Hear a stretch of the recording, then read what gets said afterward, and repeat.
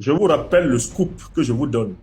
Alassane Draman Ouattara a introduit un groupe d'officiers qui avait pour but l'assassinat du président Togo. Il a introduit, au Togo, un groupe d'officiers qui avait pour but l'assassinat du président togolais Faure Gnassingbé.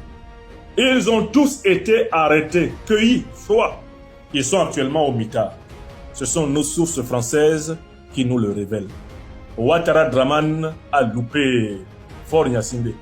Faure Gnassingbé loupera-t-il Ouattara Draman? Wait and see. C'est Dieu.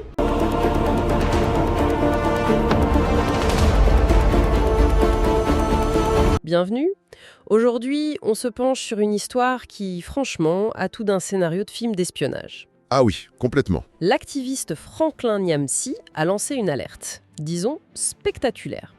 12 membres des forces spéciales ivoiriennes auraient été arrêtés au Togo. Et pas pour rien. Non.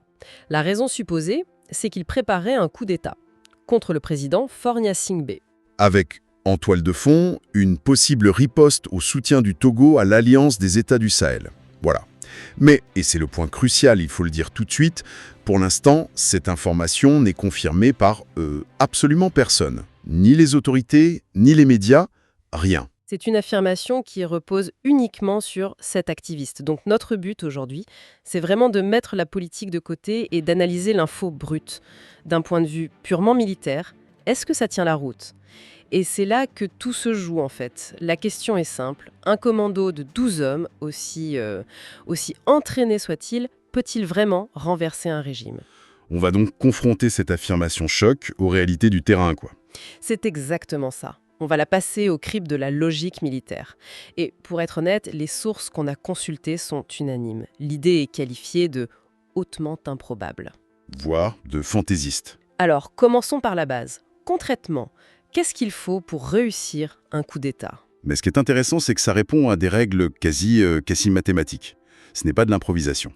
La première règle, c'est le contrôle simultané. Simultané et quasi instantané, j'imagine. Exactement. Le contrôle des centres névralgiques du pouvoir. Le palais présidentiel, le QG de l'armée, la télé nationale. Les grands classiques, c'est ça.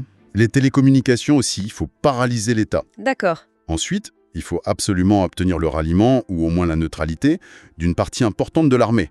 On ne prend pas le pouvoir contre toute son armée, c'est impossible. Il faut des complicités ? Des complicités internes, au plus haut niveau. Et surtout, des effectifs. Et c'est là que le bas blesse dans notre histoire. Ah oui. Pour tenir tous ces points stratégiques, on ne parle pas d'une douzaine d'hommes, jamais. On parle de centaines, souvent de bataillons, voire de régiments entiers. Des centaines, donc on est à des années-lumière des 12 hommes de l'alerte ? C'est un autre monde. Oh non. On parle d'un appareil de sécurité qui a été bâti sur presque 60 ans de pouvoir familial. Tout à fait. Avec des dizaines de milliers d'hommes, des unités d'élite. Très loyal, on peut le supposer. Un appareil qui a fait de la loyauté son dogme absolu. Les postes clés sont verrouillés par des fidèles du régime.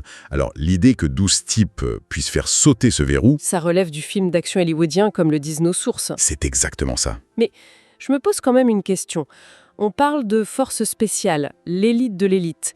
Leur niveau d'entraînement ne pourrait pas justement compenser un peu le manque de nombre ? Créer un chaos suffisant, peut-être ? C'est une excellente question, mais même l'élite a ses limites, surtout face à la masse et à un système aussi structuré. Leur force, c'est la précision, la chirurgie, pas l'occupation de terrain. Je vois. C'est pour ça que, si on part du principe qu'une interception a bien eu lieu, il faut imaginer des objectifs beaucoup plus réalistes et surtout clandestins pour une unité de cette taille. Donc si ce n'était pas un coup d'État, ça pouvait être quoi ? Une mission de renseignement ? Par exemple, pour observer quelque chose de très précis, ou alors une tentative d'exfiltration. Pour sortir quelqu'un du pays discrètement. Voilà.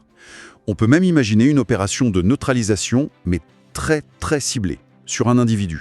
Ce sont des opérations chirurgicales, ça correspond parfaitement au mode d'action d'un petit commando. D'accord. Donc rien à voir avec un renversement de régime ? Absolument rien à voir.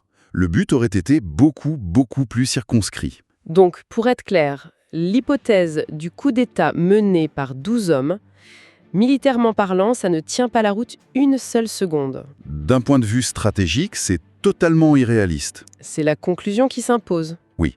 Et c'est là que ça devient vraiment intéressant, en fait.